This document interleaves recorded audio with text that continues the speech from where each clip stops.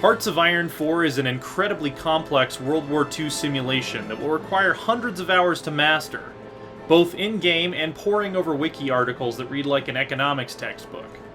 But the unusually striking look and clean interface complement a brilliant payoff for those willing to put in the time to learn.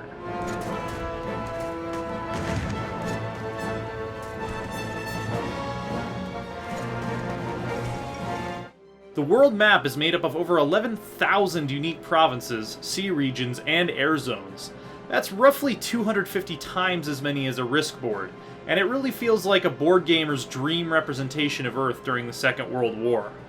Climates, terrain, the day-night cycle, weather patterns, and supply lines are simulated and animated down to the individual province, and all have noticeable effects on movement and combat. This level of detail rarely ceased to amaze me. The underlying conflict in Hearts of Iron 4 is an innovative and stimulating challenge that puts logistics and control of resources at the fore.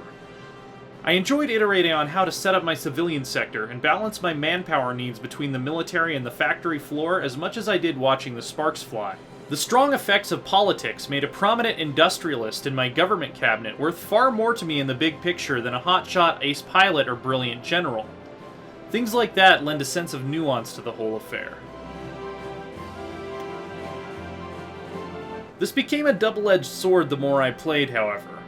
When you're expected to manage potentially millions of men and hundreds of factories involved in dozens of battles all around the globe, the tactically brilliant actions of Able Company or the Desert Rats get lost in the mix.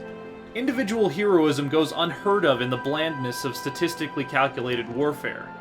Feedback about the performance of individual companies is a rare luxury, and Hearts of Iron 4's interface makes it hard to track specific data after the fact about your new rocket artillery's contribution to the battle.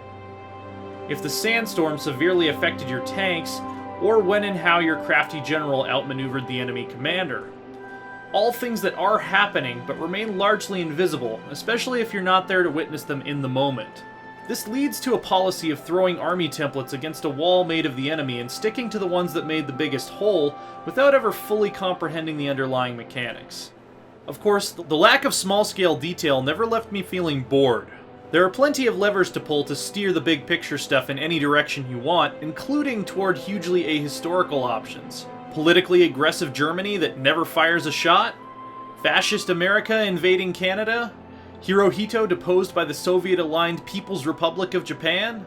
All are very achievable possibilities if you seek to tell a different story than that of the World War II we all know and love. Regardless of the path you choose, however, it's likely as not to end with a stuttering stumble to the finish. Almost every campaign I played past 1944 or so bogged down my beefy Core i7 4770K with the complex AI orders being issued from Normandy to Nanjing, making the last push towards victory or desperate defense a slightly vexing affair. Hearts of Iron 4 is a strong contender for the title of Ultimate Armchair General game. The biggest problems I can point to are almost all performance-related, putting a slow, frustrating finale on what is otherwise an ingeniously detailed strategic simulation of just about every aspect of 20th century global warfare. I long for a way to extract more meaningful personal stories and tactical feedback out of the hundreds of battles, but rarely did I ever feel like I was lacking for some weighty decision to make or interesting puzzle to put my mind to. This one's well worth the extensive time investment required to learn how to manipulate its myriad moving parts into a well-oiled engine of war. For more on Hearts of Iron 4, stick with IGN.